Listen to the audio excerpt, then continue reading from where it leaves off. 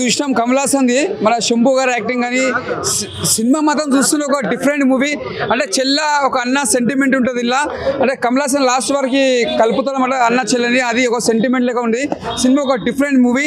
ఇంకోటి మన మన మ్యూజిక్ ఒక చాలా బాగా కొట్టిన మ్యూజిక్. అంటే ఇది ఒక డిఫరెంట్ మూవీ. అంటే ఇప్పటిదాకా ఇలాంటి సినిమా ఎప్పుడు చూడలేము మనము. అంటే ఇప్పుడున్న జనరేషన్ కమల్ హాసన్ గారు కూడా ఇంత మంచి యాక్టింగ్ చేస్తున్నాడు. ముందుగా హ్యాట్సాప్ చెప్పాలి, ఆయన యాక్టింగ్ ఎంత బాగా చేసిండు. ఇక్కడ శంభు గారు హీరో యాక్టింగ్ చేసిండు, ఇక్కడ విలన్ యాక్టింగ్ చేసిండు. అంటే ఇంత ముందుకి ఆయన ఎంత బాగా చేసిండు, దానికంటే చాలా బెస్ట్గా చేసిండు యాక్టింగ్ శంభు గారు.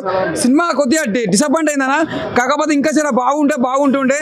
సినిమా ఒక రేంజ్ అనుకున్నాం కానీ ఒక రేంజ్ లేక లేదు. ఇంకా బాగుంటేనే సినిమాలో స్టోరీ కూడా కొద్దిగా డల్ అయింది.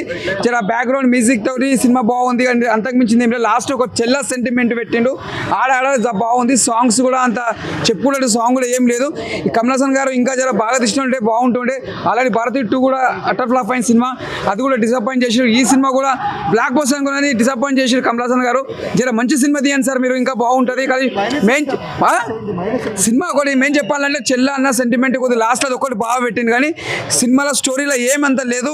లాస్ట్ వరకు లాగ్ చేసిన సినిమా ఓకే మామూలుగా ఉందా, అంతకు మంచిది ఏం లేదు, చెప్పుకున్నట్టు కూడా ఏం లేదు అన్నా. శంభు గారు యాక్టింగ్ బాగా చేసిండు. అంటే శంభు గారు ఏంటంటే మన మన్మధుడు దాంట్లో ఎంత బ్లాక్ బస్టర్ హీరో చేసిండు, ఇల్లు ఒక విలన్ లెక్క చేసిండు, ఒక హీరో లెక్క చేసిండు, బాగా చేసిండు. ఆయన యాక్టింగ్ బాగుంది, బ్యాక్గ్రౌండ్ మ్యూజిక్ బాగుంది. సినిమాలో స్టోరీలా ఎంత దమ్ము ఏం లేదు. ఓకే వన్ టైం చూసుకోవచ్చు, అంతకు మించింది ఏం లేదు. అంత బ్లాక్ బస్టర్ చెప్పలేము, అంత ఫట్ అని చెప్పలేము. One time one film.